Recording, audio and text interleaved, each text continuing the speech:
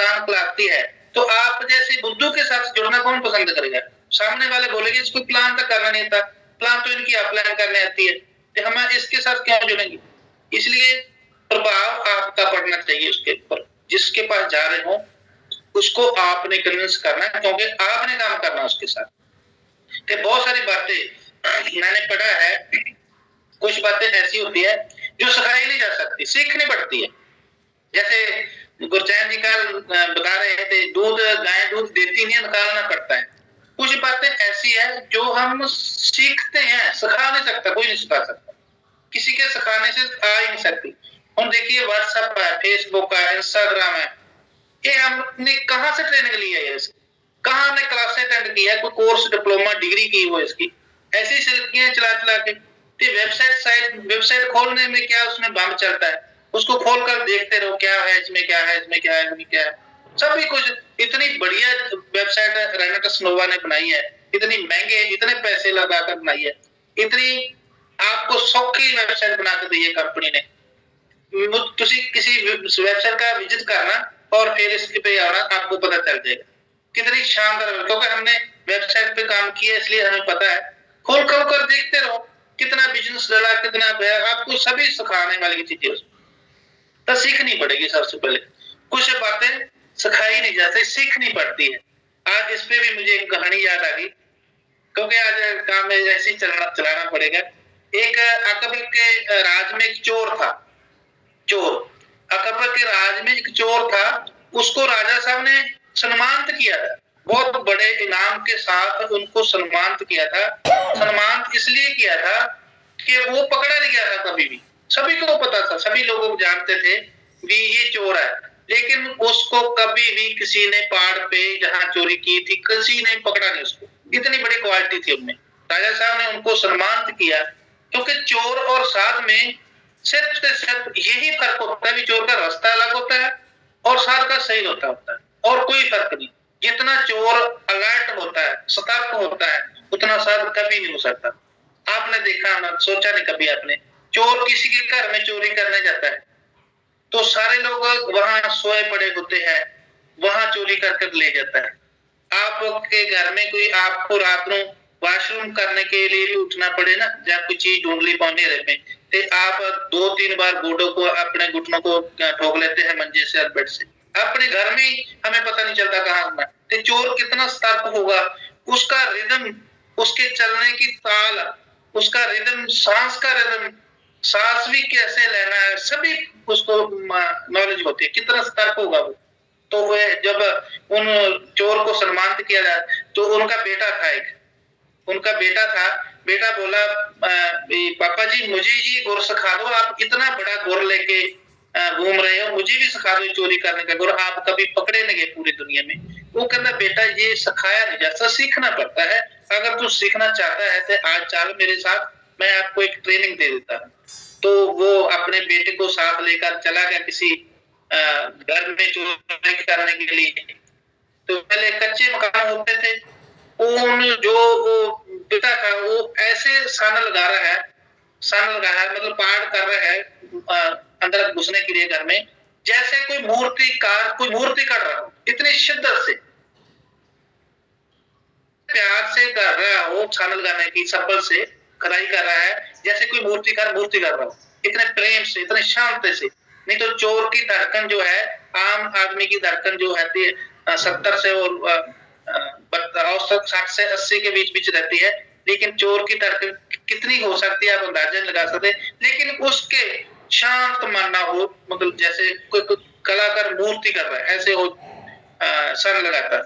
जब उन्होंने सन लगाया, पूरा निकाला, दीवार में अंदर घुसे, क्या किया उसके पिता ने, अंदर लॉक था, एक लॉक तोड़ लिया, लॉक खोला, लॉक खोलकर उस अपने बेटे को धक्का डाला अंदर कमरे में और लॉक लगाकर चोर कर भाग गया पिता, अपने बेटे को वहीं वो छोड़ गया, अंदर टाट गया। तो बेटे की हालात कैसे हो गई, ये कैसी ट्रेनिंग दे रहा है पिता मुझे, किसी के घर में मुझे अंदर तार कर बाहर से लॉक कर मुझे भाग गया है। तो गुस्सा तो बड़ा चला होगा, लेकिन चोर लोग उठ खड़े, रोड़ा पड़ गया, चोर आया। तो जब उन्होंने उन्होंने देखा कि कोई बात चोरी तो हुई नहीं है, कोई चीज चोरी नहीं हुई है, घर हमारा सेफ है, बंद है, जो कमरे में सामान पड़ा था जहाँ चोरी करनी थी उस पे तो लॉक लगा, क्योंकि पिता लॉक भी लगा गया, उसको खोलकर लॉक कर, उसको धक्का मार के बंद करके और लॉक लगाकर भाग गया चोर चोर कर। सब शांत हो गए जब रौला पड़ा भी चोरी तो नहीं हुई है, लेकिन वो लड़का अंदर है। लड़के ने सोचा हम बाहर कैसे निकलो, बाहर कैसे निकलो। तब उसने क्या किया, उसने ऐसी आवाज निकाली जैसे कोई चूहा किसी चीज को कतर रहा हो, कुचर कुचर की आवाज उन्होंने निकाली जैसे चूहा किसी चीज को कुतर रहा हो। तो उन्होंने देखा ये अंदर क्या है, ऐसी आवाज निकाल रहा है, उसने कोई शायद जानवर होगा कोई, शायद देखें। तो उन्होंने अपनी नौकरानी को कहा भी देखो अंदर जाके भी क्या है अंदर। वो दिया लेकर चली गई और लॉक खोला, खोल के बाद जब दिया मतलब देखने ली तो दिए पे उसने हाथ मारा और भाग पड़ा। तो फिर चोर चोर चोर हो गए लोग, फिर मगर छत पे भागने लगे और भागते भागते भागते भागते वहां एक कुआं था, उसके नजदीक जाकर उसने को बहुत बड़ा पत्थर डाला और कुएं में डाल दिया।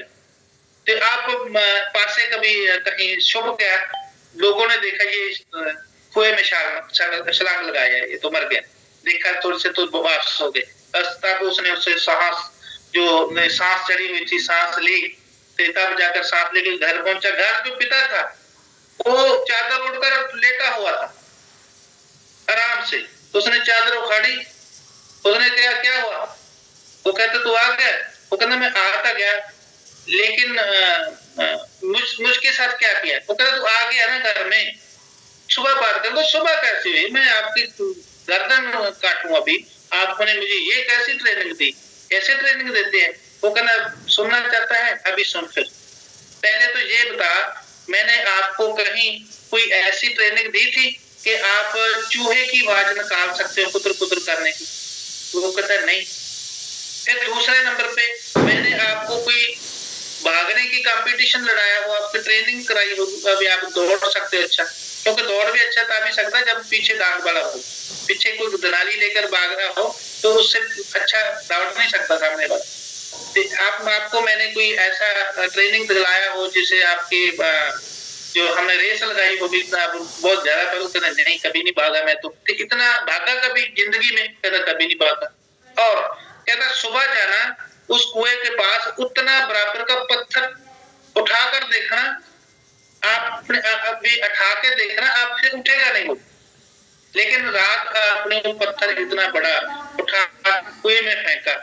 क्या मैंने आपको की वेट लिफ्टिंग की ट्रेनिंग दिलाई, सो कहना नहीं। इस करके कहना आज से बाद आप भी नहीं पकड़े जाओ। इसलिए कुछ चीजें सिखाई नहीं जा सकती, सीखनी पड़ती। तो सीखने के जरिए हमारे पास बहुत है, यूट्यूब बाबा है, कोई भी जो दुनिया पद्धर की नॉलेज आप ले सकते हो। एक बात मुझे चाहिए थी, मैं अपनी पीपीटी में वो एफर्मेशन की पीपीटी में ऐड करनी थी। मेरे कुछ दोस्त थे 2-3 जो सिख धर्म से बिलोंग करते हैं, जो धार्मिक लोग हैं, उनसे मैंने पूछा कि ऐसा कोई है, कोई कबीर जी का लिखा हुआ है तो मुझे चाहिए।